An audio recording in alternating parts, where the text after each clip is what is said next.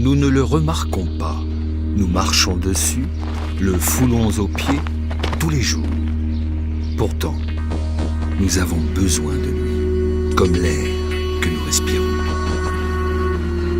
Il est grand temps de parler du sol. Grand temps de le protéger. Sans lui, il n'y a pas de vie. Il nous nourrit et nous sommes responsables pour lui.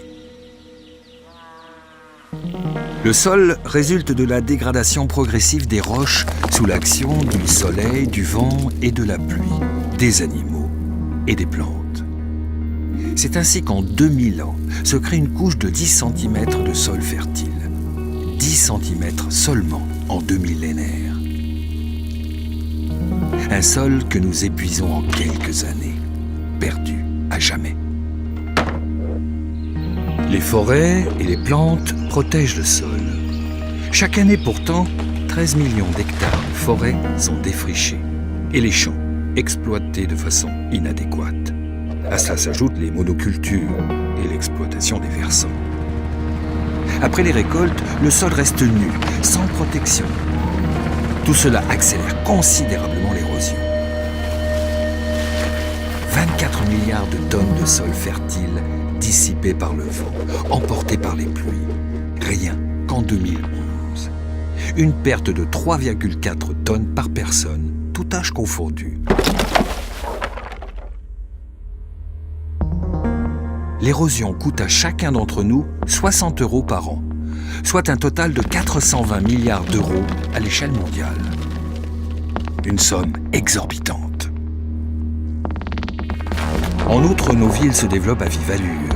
Chaque année, en Europe, l'équivalent d'une ville comme Berlin est transformé en espace urbain.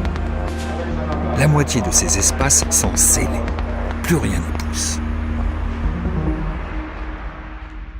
Les sols fertiles sont limités et donc infiniment précieux. Tel est le constat des investisseurs et des États. La course au sol est déjà lancée. L'accaparement des terres, souvent avec des moyens douteux à des fins douteuses. Des millions d'hectares de terre changent ainsi de main chaque année. Le résultat, des vies ruinées, des familles déracinées. Au premier rang, les plus démunis. Ils ont rarement le choix. Parce qu'ils ont besoin de terre, ils détruisent les forêts pour survivre. Il nous faut plus que jamais des terres saines et fertiles.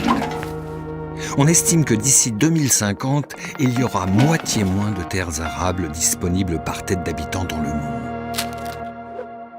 Mais déjà aujourd'hui, 1 milliard de personnes se couchent chaque soir, le ventre vide. C'est 1 milliard de trop. Et ce nombre ne cessera de croître chaque jour si nous ne distribuons pas les terres équitablement, si nous n'augmentons pas sensiblement le rendement de chaque portion de terre, ou si nous ne découvrons pas une seconde terre.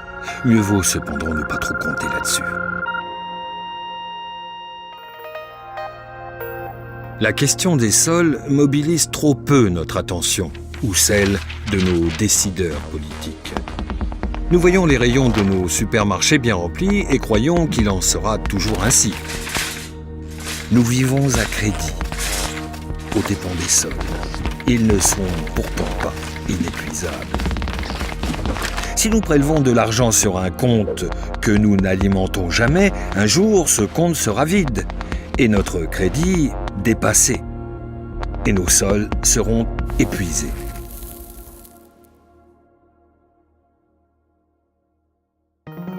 Mais voilà la bonne nouvelle.